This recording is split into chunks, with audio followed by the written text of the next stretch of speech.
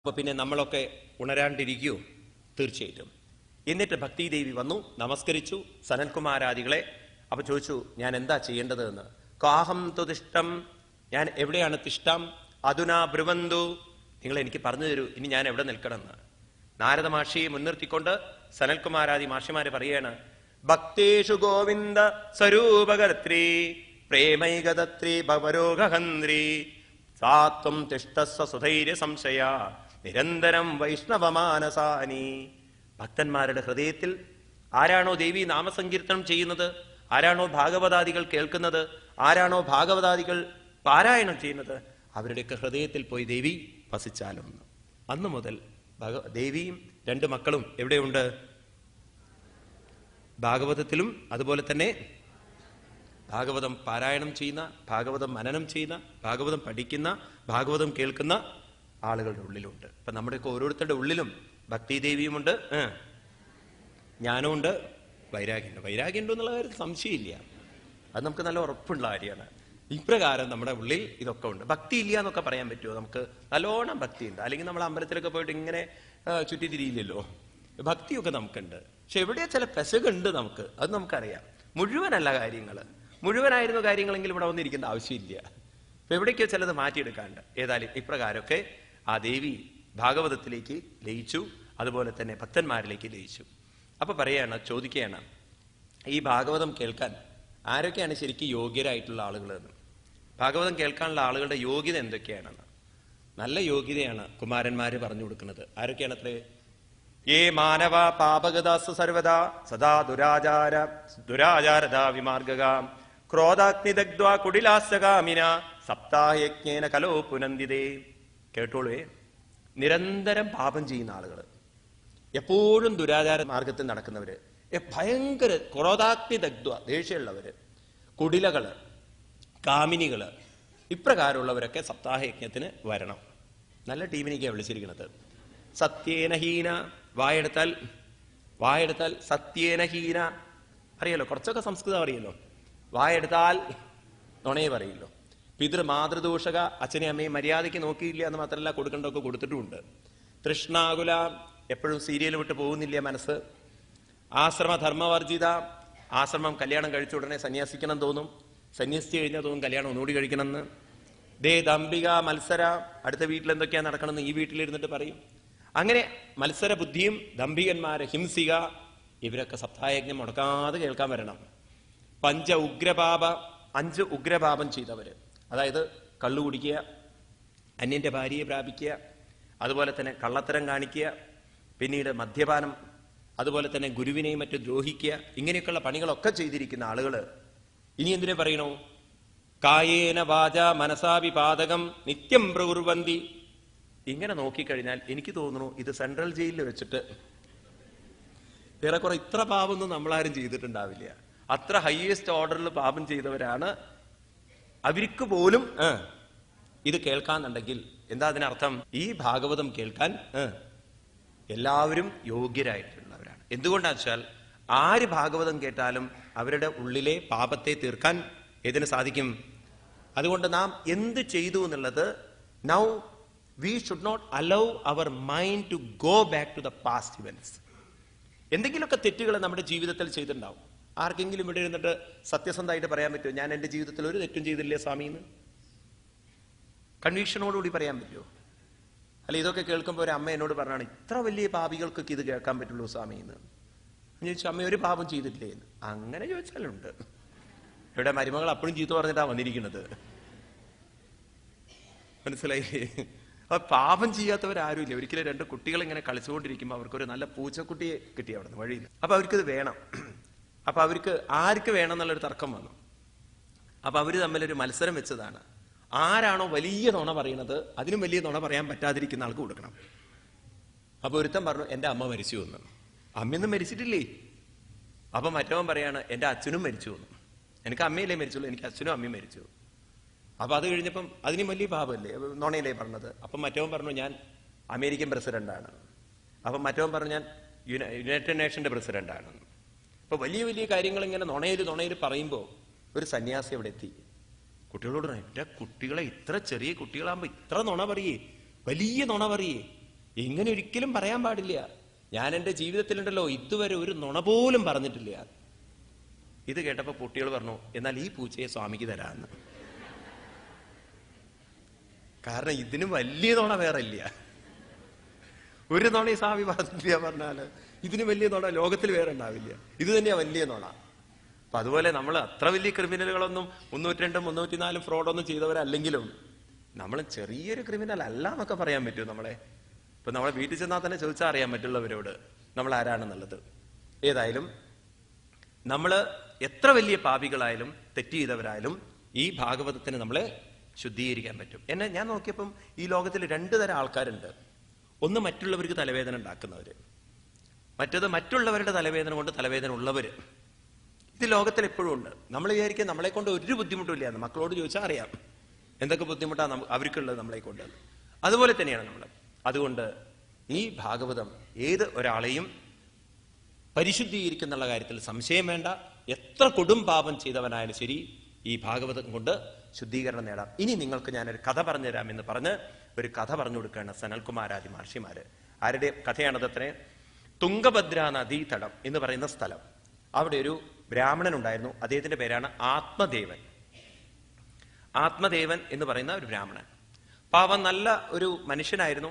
ഇത്തിരിയൊക്കെ പിശുക്കത്തരുണ്ടെങ്കിലും, അത് പിന്നെ ബ്രാഹ്മണർക്ക് പറഞ്ഞതാ, ഇത്തിരിയൊക്കെ പിശുക്കത്തരുണ്ടെങ്കിലും ധാരാളം അദ്ദേഹം ദാനധർമ്മങ്ങളൊക്കെ പണ്ട് ചെയ്തിരുന്നു. പക്ഷെ എന്തുണ്ടായിച്ചാൽ അദ്ദേഹത്തിന് കുട്ടികളുണ്ടായിരുന്നില്ല. ഭാര്യ നല്ല സുന്ദരിയാണെങ്കിലും ഭാര്യയ്ക്കൊരു ദോഷമുണ്ട്. എന്താ ദോഷം വെച്ചാൽ നല്ല പിടിവാശിയുള്ളൊരു സ്ത്രീയായിരുന്നു. എന്ന് മാത്രമല്ല ഭർത്താവിനെ എങ്ങനെ പിടിച്ചു വയ്ക്കും, താൻ പറഞ്ഞതിനപ്പുറം ഒന്നും പറയാൻ സമ്മതിക്കില്ല. കാലം മുന്നോട്ട് പോയി, കുട്ടികളില്ല, വിഷമം വന്നു. പണ്ട് കാലത്തൊക്കെ ഒരു വിശ്വാസമുണ്ട് ഹിന്ദുക്കളുടെ ഇടയിൽ, ഒരാൾ മരിച്ചു കഴിഞ്ഞാൽ, ചില ആളുകളുടെ ഇടയിലുള്ള വിശ്വാസമാണ്, മരിച്ചു കഴിഞ്ഞാൽ പുത്രന്മാര് വേണം അവരെ ദഹിപ്പിക്കാൻ. ആ പുത്രൻ ദഹിപ്പിച്ചിട്ടില്ലെങ്കിൽ, പുത്രൻ ഉദകക്രിയ ചെയ്തിട്ടില്ലെങ്കിൽ, പിണ്ടം വെച്ചിട്ടില്ലെങ്കിൽ ആ ആത്മാവിന്, കേട്ടിട്ടുണ്ടോ ഇത്? അപ്പം ആ പെൺകുട്ടികൾ ഉണ്ടായാലും പോരാ, അതിപ്പോഴും ഉണ്ട്. ഈ പറയുന്ന കാര്യം ഉണ്ടല്ലോ, നോർത്ത് ഇന്ത്യയിൽ വളരെ അന്ധവിശ്വാസം ഇപ്പോഴും ഉണ്ട്. അതുകൊണ്ടാണ് അവിടെ പെൺകുട്ടികളെ കുറെ കൊല്ലുന്നത്, ഭ്രൂണഹത്യ. ആൺകുട്ടികൾ വന്നോ അവർക്ക് വലിയ ഇഷ്ടമാണ്, പെൺകുട്ടികളുണ്ടോ അവർ കൊന്നുകളയും, ഗർഭപാത്രത്തിൽ വെച്ച് കൊല്ലും. കാരണം അവർ ഈ അന്ധവിശ്വാസം കൊണ്ട് നടക്കുന്നവരാണ്.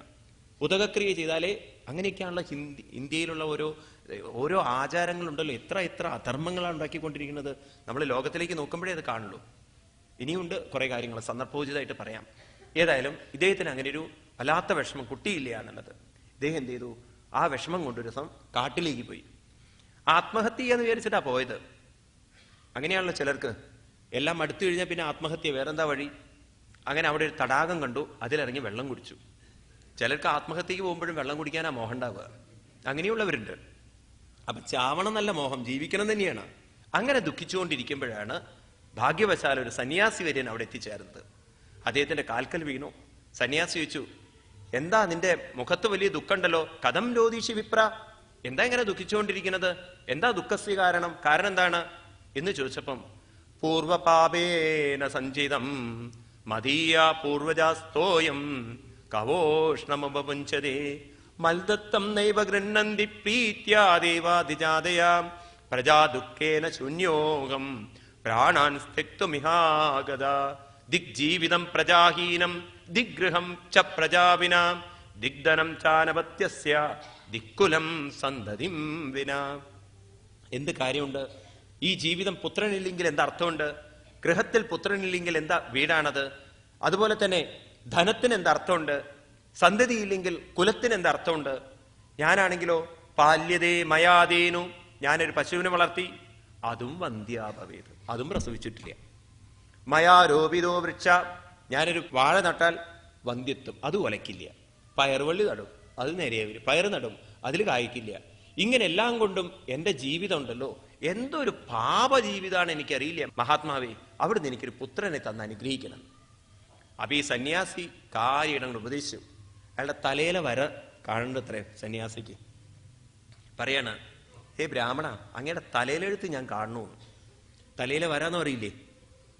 ഇന്നാണെങ്കിൽ എനിക്ക് തോന്നുന്നു ഈ ഇതൊക്കെ പറയണ എത്ര സത്യമുണ്ട് എന്ന്. ഈ തലയിൽ വരാന്ന് പറഞ്ഞപ്പോ 2 ദിവസം മുമ്പ് ഞാൻ ഒരു കുട്ടിയുടെ തലയിലൊരു വര കണ്ടു.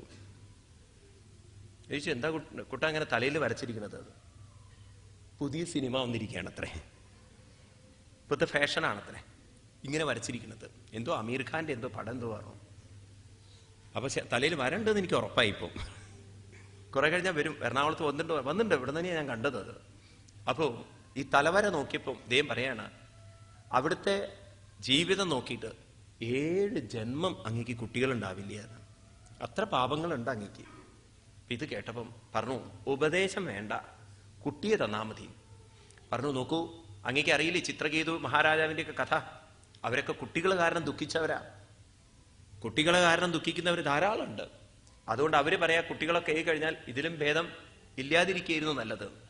ഇല്ലാത്തവര് പറയും ഉണ്ടായാ നന്നായിരുന്നു, ഉള്ളവര് പറയും ഇതാണ് ലോക സ്വഭാവം. അതുകൊണ്ട് ഇപ്പൊ അങ്ങേക്ക് ഇല്ല എന്നുള്ളൊരു ദുഃഖമല്ലുള്ളൂ, ഉണ്ട് എന്നുള്ളൊരു ദുഃഖം വേണ്ടല്ലോ. അതുകൊണ്ട് അങ്ങ് ദുഃഖം ഇതൊക്കെ വിടൂ, പോയി നാമം ജപിക്കൂ. സന്യാസിയോട് പറഞ്ഞു, മനസ്സിൽ വെച്ചാൽ മതി മോഹൻ. ഈ സന്യാസിമാരല്ലെങ്കിൽ ഇങ്ങനെ തന്നെയാണ്. ഈ ശുഷ്ക വേദാന്തം പറഞ്ഞ ആളുകളെ വിഷമിപ്പിക്കും. അങ്ങക്ക് ഒരു കാര്യം ചെയ്യാൻ പറ്റുമോ, എനിക്കൊരു കുട്ടിയെ തരാൻ പറ്റുമോ ചോദിച്ചു. ഇപ്പൊ മുഖത്തേക്ക് നോക്കി സന്യാസി. ഇല്ലെങ്കിലും വിഷമില്ല, ഞാൻ അങ്ങയുടെ മുന്നിൽ ഇരുന്നിട്ട് പ്രാണം കളയുന്നു. അപ്പൊ അതിന്റെ പാപം കൂടി ആരെടുക്കണം? സന്യാസി. ഏതായാലും സന്യാസി വിചാരിച്ചു, കണ്ടുപഠിക്കില്ലെങ്കിൽ കൊണ്ടുപഠിക്കട്ടെ. അദ്ദേഹം ഒരു പഴം എടുത്തിട്ട് ജപിച്ചിട്ട് പറഞ്ഞു, ഭാര്യയ്ക്ക് കൊടുത്തോളൂ. എന്നിട്ട് അപ്പോഴേക്കും ഓടാൻ പോവുകയാണ് അയാള്. പഴം കിട്ടിയ ഒരു സന്തോഷത്തിലേ നിൽക്കൂ.